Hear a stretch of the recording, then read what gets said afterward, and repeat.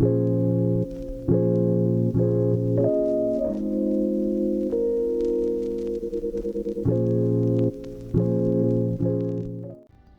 everyone, my name is Raven Joseph and I am the host of Get Candid Podcast. I want to continue making videos on my YouTube page just to share with you some experiences, some tips about wellness, self-care, self-love kind of thing, and productivity. I'm a life coach and educator in New York City, and I love to share with my community of women. So today I'm going to share some tips on how to start over. For me, I've started over plenty of times, but I would say in the last year, it's been the most impactful. And it's taking work because although I've recognized this a year ago, we're in April, a year ago, I'm still working on my goals. I still haven't reached where I want to reach, but the progress is amazing. And so I just want to share 5 tips on how to start over. I'm a person that does not like change. I am a fixed person. I like my routine. Like, I talk about routines all the time and rituals and all these things, and I get comfortable. Changing the direction that I saw for my life, being forced to change was overwhelming for me. And the first thing I had to do was to shift my perspective of change and starting over. And once I realized that I was in a space of people pleasing, I was in a space of lack of boundaries, I was in a space of self-hate, I realized this is the opportunity to do some work on myself, by myself, and so that when I'm moving forward, I'm healthier, I'm happier, and I'm a better person overall to myself and everyone else. And that has been my mission for myself in the last year. I pretty much, for 2021, I would say the first half of the year wasn't great, but then I would say towards the fall, I was like, all right, I'm still although I'm not worried about this situation anymore, I was just still not where I wanted to be. And so the first thing I did was I got excited about, change, oh, my life is going to be like this, and already I'm happy at where I'm at right now. I'm happy. My bank account didn't change or anything. Well, it did. But there's not a lot of stuff that outside of me that has changed since I decided to make this decision to Ayala fix my life. But I would say I'm still content with where I am. And I know that things are going to get better day by day, but just grateful for all that I have. And yeah, I'm not where I was this year, last year. And that's a blessing. So the first thing I did was reflect. Number 1 is reflecting. Reflect. Thinking about the things that were happening in my life. I was writing in a journal, so my reflection consisted of me writing daily. One of the things I want to plug in there, I'm a Writing to Heal instructor.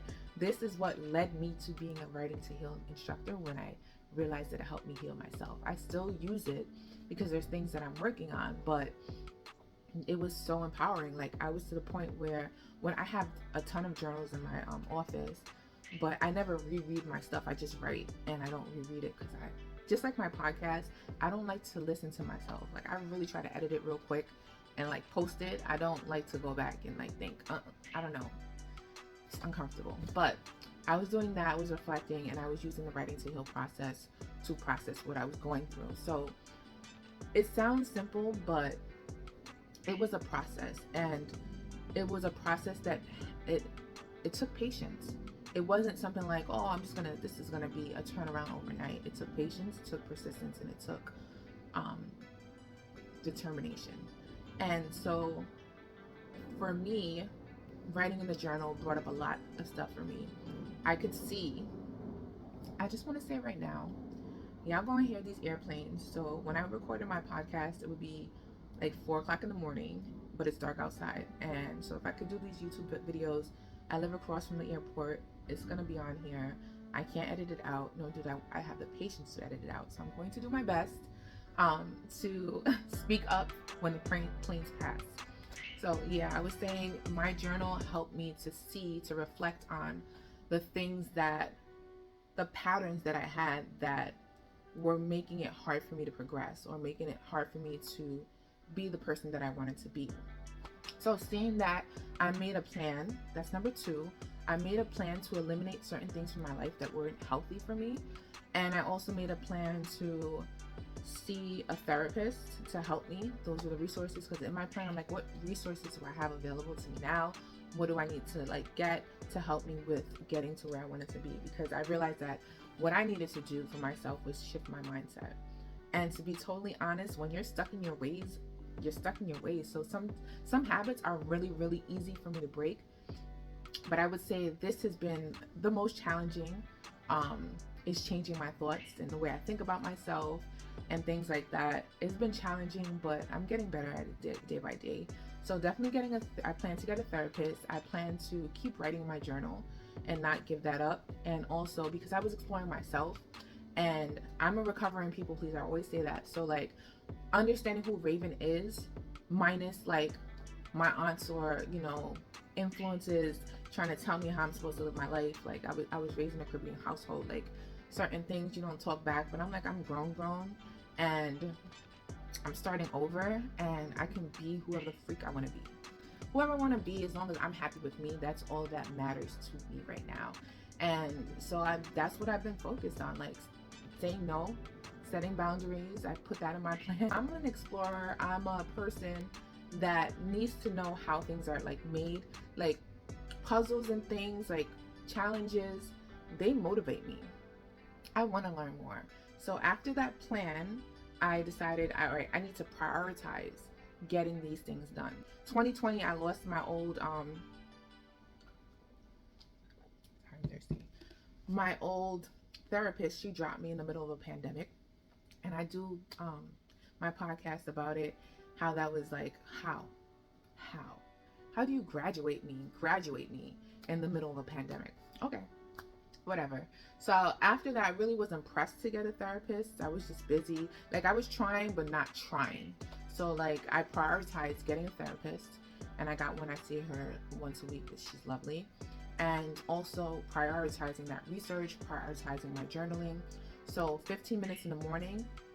Since October, I've been doing this. I sit and read a book that has to do with the mind, and I take notes. This is student teacher in me. I'm a lifelong learner, so that had I've read, I want to say 7 books since, and it's not for entertainment, it's really research, since October, and it's now April. And I kind of slowed down on this recent book, but I did it because I have so much information here, and understanding my mind is so empowering, but at the same time it can be overwhelming. Sometimes you have to digest what you learn, process it, and see how now this is what you know, how can I use it in my life? And that comes to number 4. Yes, number 4, developing habits is, all right, so I know this now, right? So what am I going to do with this information? So with this information, I decided to challenge myself. I am a person that likes to be challenged. So I do, and you see this on my social media, I do 30-day challenges, 10-day challenges to develop habits. I see what works for me, I see what doesn't work for me, but I'm going to try and I'm going to keep going. And because of these challenges, my life has changed.